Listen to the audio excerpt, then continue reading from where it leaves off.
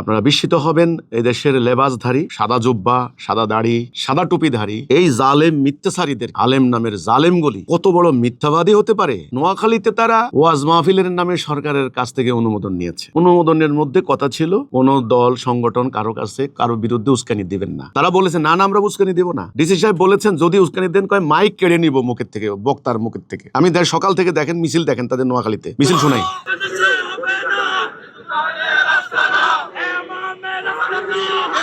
আস্তানা জ্বালাই দাও।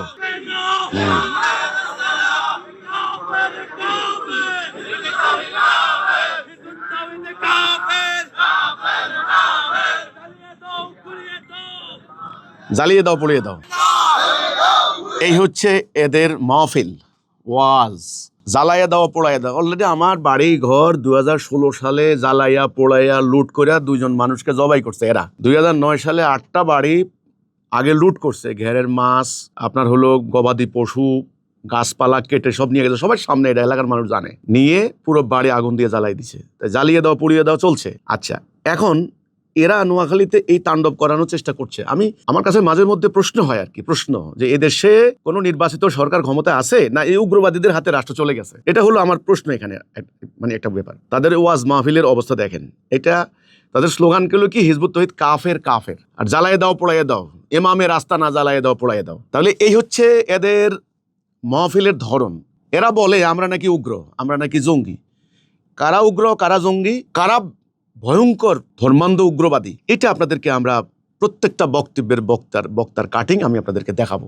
বিচার আপনারা করবেন। এবং কাদেরকে নিষিদ্ধ করা উচিত, আসলে কারা আগামী দিন রাষ্ট্রের জন্য হুমকি, আইন শৃঙ্খলার জন্য হুমকি, এদেশের প্রগতি উন্নতির জন্য কারা হুমকি, সেটা আপনারা এদের বক্তব্যগুলি পর্যায়ক্রমে শুনেন। সকাল থেকে ফজরের নামাজের আগেই ওখানে শুরু করে দিছে যে মানে আমার নাম ধরে সেলিমের চামড়া তুলে নেব আমরা, হিজবুত তৌহিদের রাস্তা না জ্বালায়। পুরোটা সমাবেশ ছিল হিজবুত তৌহিদের বিরুদ্ধে একটা মারাত্মক উস্কানি প্রপাগান্ডা।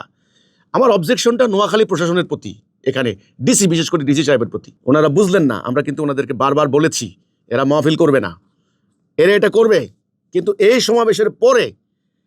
সমাবেশের পরে যদি কোনো ঘটনা সেখানে ঘটে, সেটার দায়িত্ব কারা বহন করবে আপনারা ঠিক করেন এখন থেকে। কারণ এরা আসলে সভ্য না, এরা অসভ্য, এরা বেয়াদব, এরা উশৃঙ্খল, এরা ভয়ঙ্কর উগ্র। নোয়াখালীর ডিসি সাহেব আশা করি বুঝতে পেরেছেন ব্যাপারটি। এখন বুঝবেন যে এরা আসলে কি। আমাদেরকে বারবার বলেন যে আপনারা চুপ থাকেন, আপনারা চুপ থাকেন। আমরা তো চুপ থাকলাম। আপনারা কি করলেন? আপনারা বললেন যে না, উগ্রবাদী বক্তব্য দিতে পারবেন না, আমরা আছি। কি করেছেন? হ্যাঁ, লাঠি নিয়ে গিয়েছে, সেখানে প্রকাশ্যে এভাবে হুমকি দিয়েছে। তো এগুলি তো কার্যকর তারা করবে, তারা করেছে।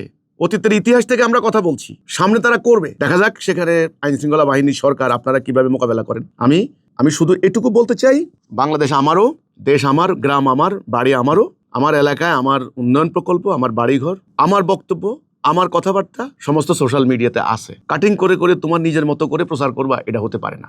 আমরা কোথাও নির্দিষ্ট করে কোনো কওমি মাদ্রাসা ইত্যাদি ইত্যাদি কোনো হুজুর, কোনো মৌলানা কারো বিরুদ্ধে কিছু বলি নাই। আমাদের বক্তব্য সার্বজনীন, আদর্শিক বক্তব্য। এটা রাষ্ট্রে যদি বাকস্বাধীনতা বলতে আদর্শিক বক্তব্য দেওয়া না যায়, যাদের সংখ্যা বেশি তারা সংখ্যায় একত্রিত হয়ে জড়ো হয়ে হুমকি দিয়ে উচ্ছেদের হুমকি দিবে, তাহলে বলে দেন এই রাষ্ট্রটা তালেবানি রাষ্ট্র হয়ে গেছে। তাহলে বলে দেন যে এটা তালেবানি রাষ্ট্র। তো এই হচ্ছে কথাটা। এটা নাকি ওয়াজ মাহফিল, আপনারা বিচার করবেন।